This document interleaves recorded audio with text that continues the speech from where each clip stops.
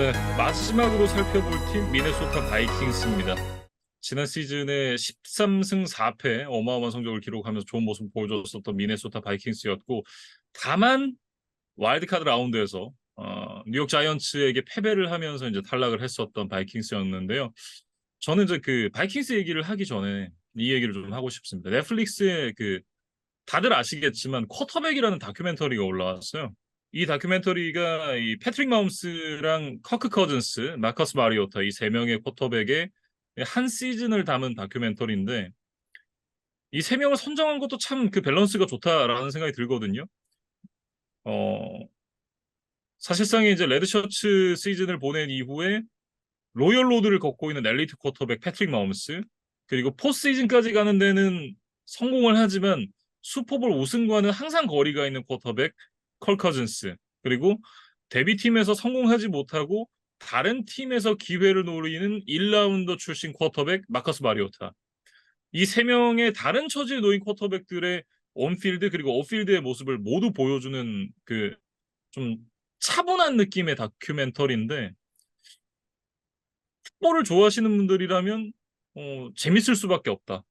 뭐 저는 그런 생각이 좀 들고, 왜 이 얘기를 하느냐? 이 다큐멘터리의 최대 수혜자가 사실은 커크 커즌스입니다.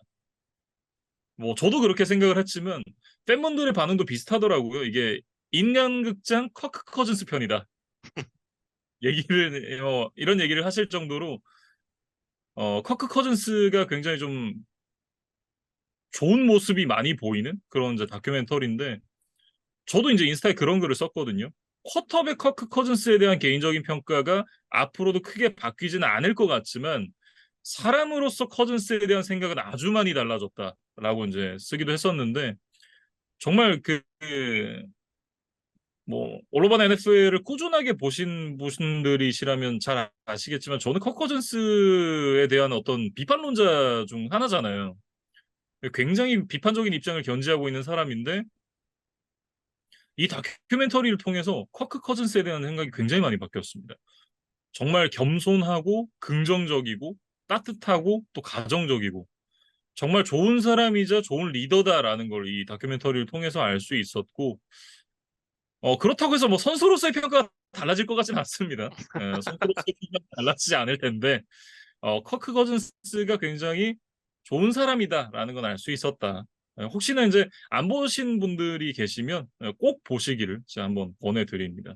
음. 어쨌든 그 바이킹스가 지난 시즌에 와일드카드 라운드에서 자이언츠에게 패배를 하면서 결국은 또 포스트 시즌에 약한 모습을 보여줬고, 그렇기 때문에 이제 커크 커즌스의 숙제가 이 포스트 시즌에 약하다 이런 평가를 뒤집는 그런 일이 될 것 같은데, 올 시즌이 아마도 이제 커즌스의 이 향후 쿼터백 커리어에서 가장 중요한 시즌이 될 것 같다라는 생각이 드는 것이,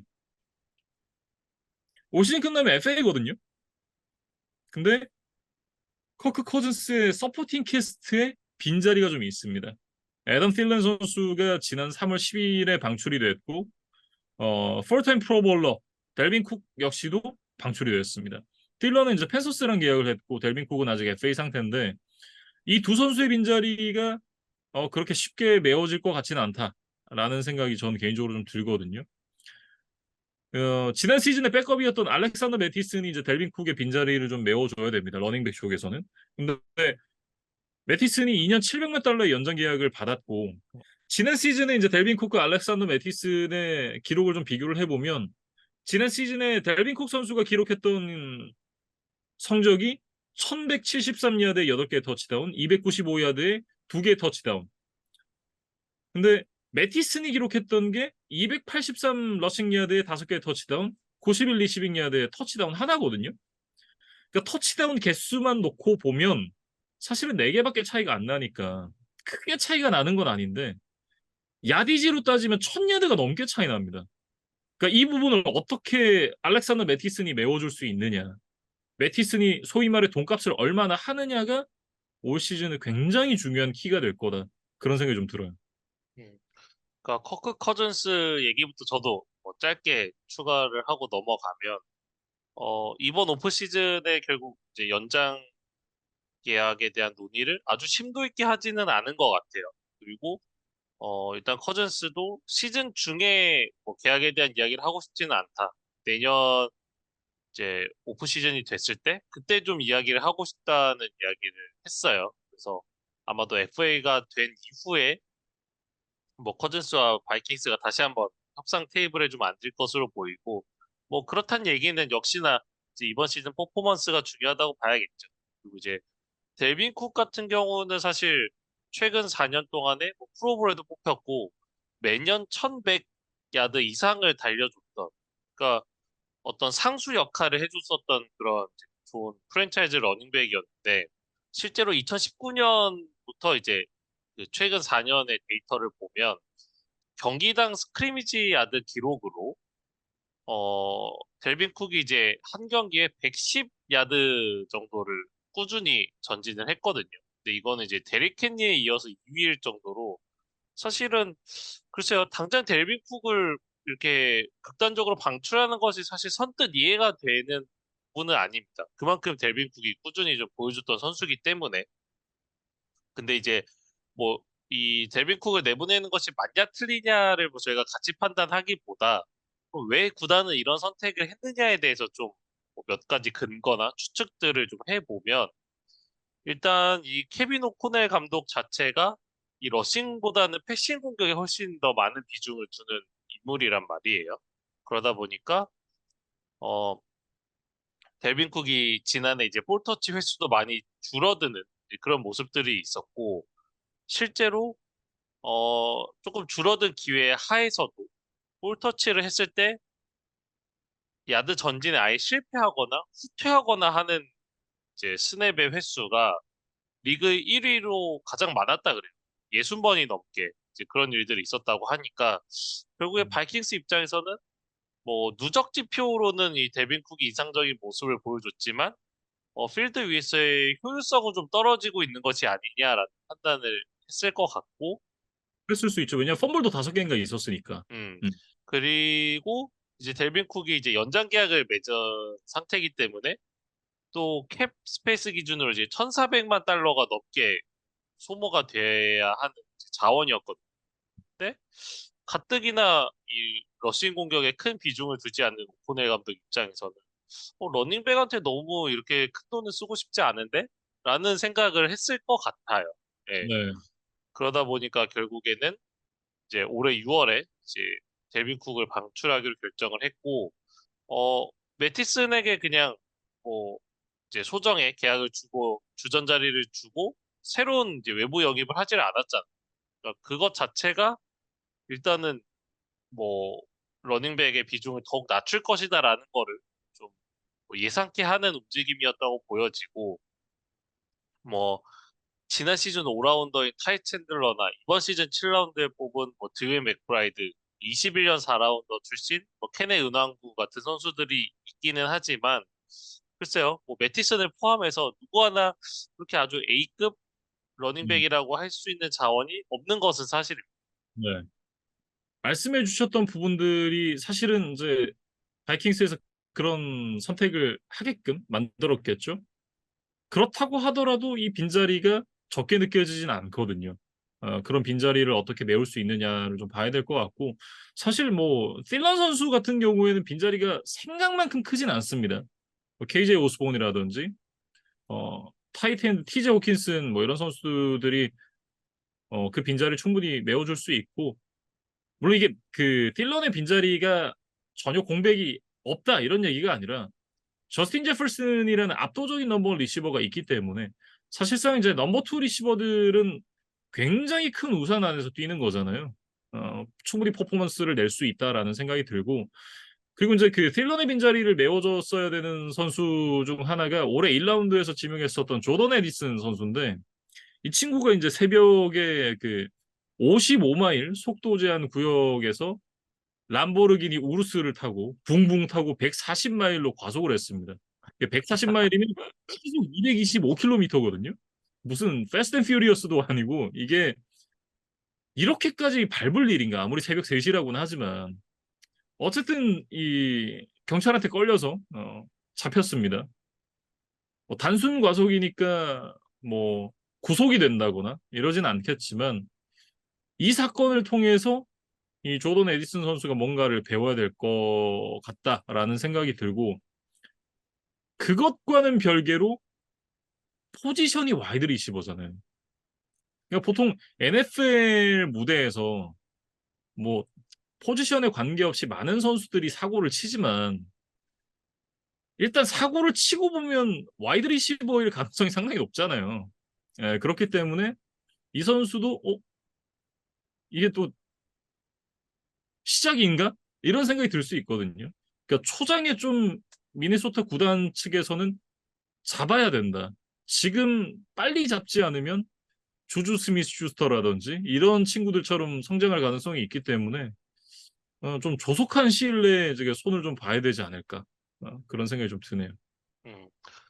그러니까 이제 케빈 오코넬 감독 같은 경우 이제 11 퍼스널, 그러니까 와이드 리시버를 3명을 투입하는 이제 스킴을 즐겨 사용하기 때문에 넘버 3 리시버까지도 상당 이제 분량의 스냅을 좀 소화를 해야 되는 그런 시스템이에요. 그러다 음, 보니까 저스틴 제퍼슨은 뭐 말할 것도 없고 이 에디슨이라던가 KG 오스본 이런 선수들이 사실은 뭐 넘버 2, 3니까 좀 뭐 덜 해도 돼 이런 팀이 지금 아닙니다. 그러니까 스킴 자체가. 네, 그렇기 때문에 에디슨에게도 굉장히 좀 데뷔 시즌이지만 중책이 좀 맡겨져 있다고 봐야 되는데 네, 글쎄요. 뭐 데뷔전을 치르기도 전에 이런 좀 사고를 쳤다는 거는 팬들에겐 좀 불안감을 줄 수 있는 요소라고 보여져요. 네. 네, 어쨌든 이 선수가 스크린 패스를 받아서 이거를 터치다운을 연결하는 능력, 이런 것들을 대학 시절에 좀 많이 보여줬다는 평가들이 있거든요. 그러니까 이런 음, 걸 보면 분명히 짧은 패스를 이어받은 뒤에 좀 폭발적인 스피드를 뭐 내면서 뭐 이거를 엔드존까지 가져가는 이런 능력들을 좀 보여줬다고 봐야겠어요. 그래서 음. 뭐 제로백이 좋은 차를 타고 이제 좀 사고를 쳤는데 이제 필드 위에서의 자신의 어떤 제로백을 좀 증명해야 될 순간이 아닌가 싶습니다.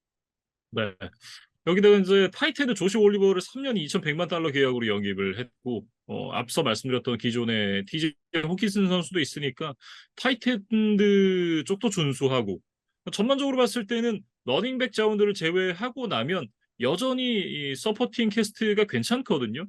다만 이제 이 델빈 쿡이 빠져나간 자리를 메울 선수가 글쎄요, 완벽하게는 보이지 않기 때문에 와이드 리시버 하나 빠진 거 물론 이제 제퍼슨이면 얘기가 좀 달라지겠지만 저스틴 제퍼슨이 아닌 다른 리시버가 빠진 거 하나 정도는 크게 티가 안 난다고 치면 어 러닝백이 사실은 어느 정도 이 컬 커즌스의 부담을 좀 덜어줘야 되는 측면도 있고 그런 부분에서는 커즌스에게 지워진 무게가 지난 시즌보다는 좀 무겁다 이런 생각이 들고 다만 좀 다행스러운 부분은 지난 시즌에 이제 이 선발로 뛰었던 오라인들이 모두 이제 스쿼드에 있거든요.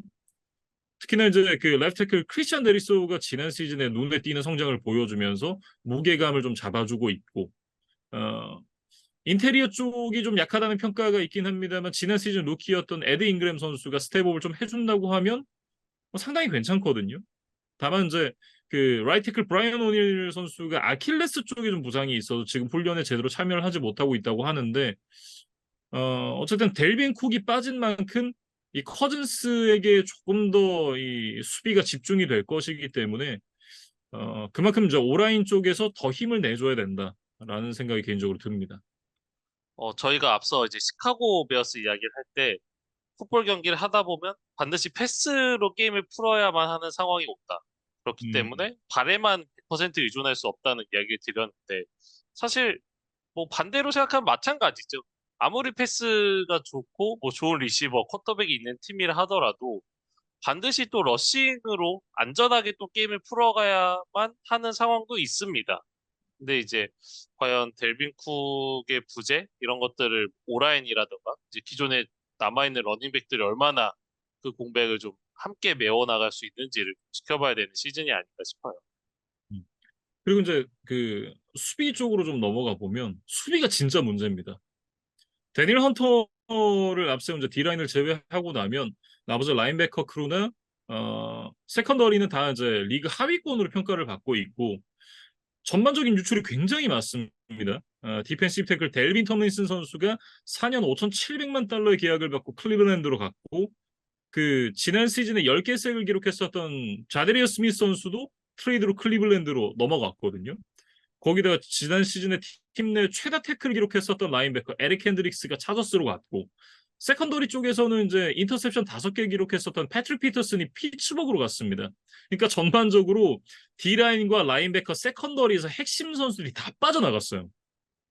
물론 바이킹스가 올 시즌 앞두고 이제 고액 연봉자를 좀 정리하는 움직임을 가져가는 일환이었다라고도 좀 보여지기는 하는데 뭐 그래서 이제 사실 데닐 헌터한테 연장 계약을 줄 것인가 안 줄 것인가 뭐 이런 얘기들도 좀 나오고 있고 뭐 그걸 떠나서 어 지금 뭐 마커스 데이븐포트, 딘 로우리, 뭐 세컨더리에서 바이런 머피, 자원 윌리엄스 이런 선수들을 영입을 하긴 했습니다만 수비에서의 무게감이 지난 시즌과 비교하면 굉장히 많이 떨어져요. 이 부분이 지난 시즌에 이 13승 4패를 기록을 했었던 바이킹스에게 몇 승을 마이너스를 할 것인가. 그리고 저희가 그런 얘기 하잖아요. 이게 팀 스포츠이기 때문에 수비에서 힘이 빠지기 시작하면 공격도 덩달아 지친다. 공격이 안 되기 시작하면 잘하던 수비도 망가진다. 이런 얘기들을 이제 예전에 이진만 사장님과 나눴던 기억들이 나는데 올 시즌에 바이킹스가 가장 경계해야 되는 부분은 저는 사실 그 부분이라고 봐요. 그러니까 사실 저희가 앞서 디트로이트 이야기를 하면서 폭발적인 공격에 비해서 빈약한 수비 때문에 이제 결국에는 한계를 드러냈었다 이런 이야기를 드렸던 바 있었는데 이게 좀 이번 시즌 바이킹스에게도 좀 적용되는 이야기가 될까 봐 뭐 바이킹스 팬들은 좀 염려를 하고 있지 않을까 싶어요. 그래서 역대로 보면 뭐 강점을 극대화하는 팀들이 뭐 좋은 성적을 거두는 경우도 있지만 정말 궁극에는 약점을 얼마나 지울 수 있는지가 뭐 정규리그 내지 플레이오프에서 얼마나 높은 곳까지 올라갈 수 있는지와 좀 직결되는 경우들을 저희가 좀 많이 봤잖아요.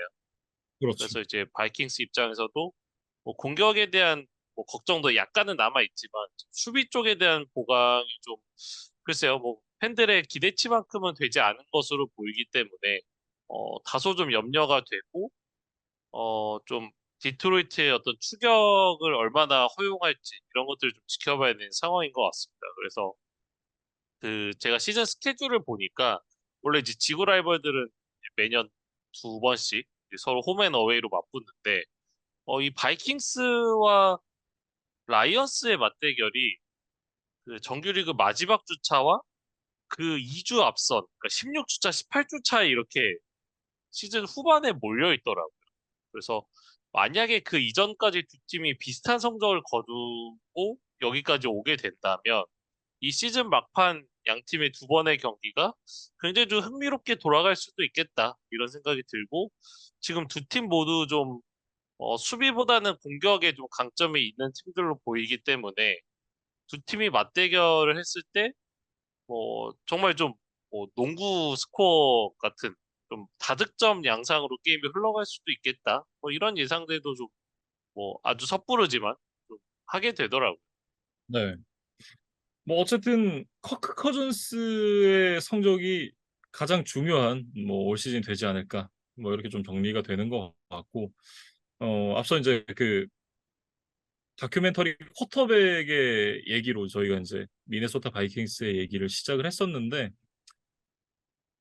이런 날이 올 줄 몰랐습니다. 자, 이제 커크 커즌스를 응원하게 되는 그런 날이 이제 있고 커즌스가 아무쪼록 좀 그 잘 해가지고 미네소타에 남든 아니면 다른 팀에 가게 되든 좀 좋은 계약도 좀 받고 좀 해피하게 살았으면 좋겠다. 좀 그런 생각이 드네요. 그 참 오래 살고 볼 일인 것 같습니다. 음. 음, 그러니까 이제 우리가 그 경기를 이제 뭐 주로 보게 되지만 그 밖에 또 선수들의 삶은 또 우리가 다 알 수는 없는 거잖아요. 이제 이런 식으로 뭐 아주 우연한 기회에 일부 선수들의 좀 카메라 뒤의 모습들까지도 살펴볼 수 있는 기회였던 것 같은데 사실 저는 이제 아직 보지 못했습니다. 근데 아마 뭐 휴가 기간이나 이런 걸 통해서 좀 한번 이 커크 커즌스의 인간극장에 대해서 저도 좀뭐 시즌 전에 한번 볼 수 있는 기회를 만들어 보도록 하겠습니다. 네. 이렇게 미네소타 바이킹스까지 NFC 북부지구 네 팀에 대해서 얘기를 해봤습니다. 저희가 다음 주에는 AFC 북부지구 차례죠? 네. 뭐 일단은 그 길고 길었던 라마 잭슨의 재계약 이슈가 좀 뭐 결과적으로 해결이 됐거든요. 그래서 음. 아마 그런 부분들에서도 좀 이야기를 드릴 수 있을 것 같고, 뭐 클리블랜드도 좀 뭐 많은 변화들이 있었던 것 같고, 뭐 피츠버그나 그다음에 신시내티 뭐 이런 팀들에 대해서도 하나씩 좀 오프 시즌 달라진 점들에 대해서 살펴보는 시간을 갖도록 하겠습니다. 네. 저희는 다음 주에 AFC 북부지구 네 팀에 대한 얘기로 다시 돌아오겠습니다.